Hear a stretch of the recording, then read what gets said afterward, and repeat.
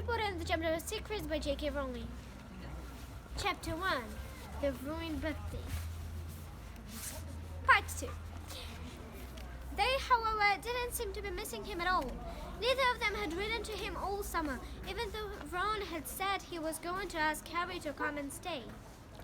Countless times, Harry had been on the point of unlocking Hedwig's cage by magic and sending her to Ron and Hermione with a letter, but it wasn't worth the risk. Underage wizards weren't allowed to use magic outside school.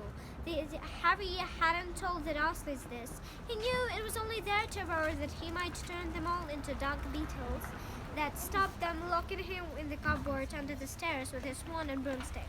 For the first couple of weeks back, Harry had enjoyed muttering nonsense words under his breath and watching Dudley tearing out of the room as fast as his fat legs would carry him. But the long silence from Ron and Hermione had made Harry feel so cut off from the magical world that even taunting Dudley had lost its appeal.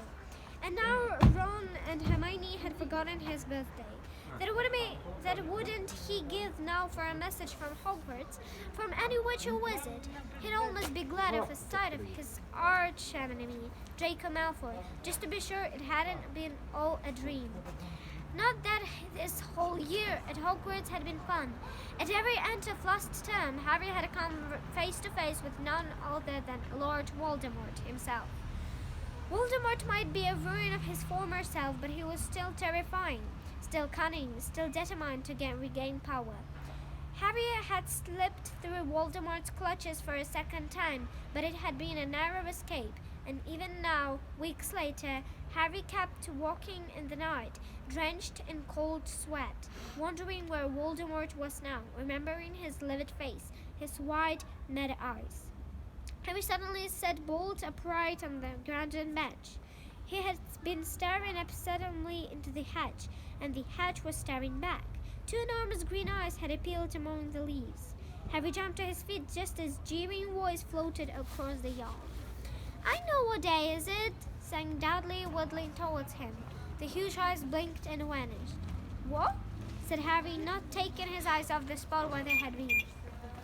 "I know what day it is," Dudley repeated, coming right up to him. "Well done," said Harry. "So you've finally learned the days of the week?" "Today is your birthday," sneered Dudley. Come, you haven't got any cards. Haven't you even got friends at that weak freak place?" "Better not let your mom hear you talking about my school," said Harry coolly. Dudley hitched up his trousers, which were slipping down his fat bottom. "Why are you staring at the hedge?" he said suspiciously. "I'm trying to decide what would be the best spell to set it on fire," said Harry. Dudley stumbled backwards at once, a look of panic on his fat face. "You can't! Dad told you not to do magic. He said he'll chuck you out of the house, and you haven't got anywhere else to go. You haven't got any friends to take you." "Jiggery pockery," said Harry in a fierce voice. "Hocus pocus, squiggly wiggly." "Mom!" howled Dudley, stripping over his feet as he dashed back towards the house. "Mom, he's doing what?" Harry paid Dudley for his moment of fun. As neither Dudley nor the hedge was in any way hurt, Aunt Petunia knew he hadn't really done magic, but he still had to duck as she aimed at a heavy blow at his head with a soapy frying pan. Then she gave him work to do with the promise he wouldn't eat again until he'd finished. While Dudley lolled alone, watching and eating ice creams, Harry cleaned the windows, watched the car, moved to the lawn, trimmed the flower beds, pruned and watered the roses, and repainted the garden bench.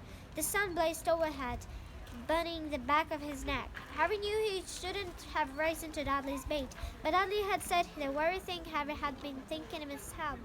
Maybe he didn't have any friends at Hogwarts.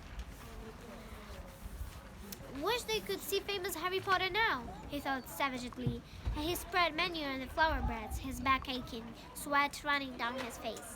It was 7:30 in the evening when, at last, exhausted, he heard Aunt Petunia calling him. "Get in here and walk on the newspaper."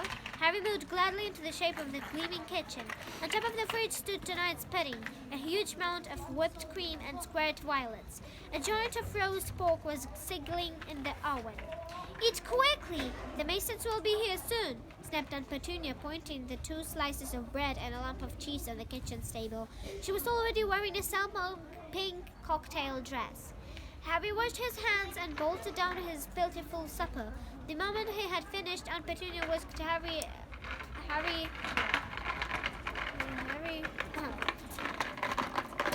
Upstairs, hurry! As he passed the door to the living room, Harry caught a glimpse of Uncle Vernon and Dudley in bow ties and dinner jackets. He had only just reached the upstairs landing when the doorbell rang, and Uncle Vernon's furious face appeared at the foot of the stairs. Remember, boy, one sound. Harry crossed to his bedroom on tiptoe, slipped inside to close the door, and turned to collapse in his bed. The trouble was, there was already someone sitting on it.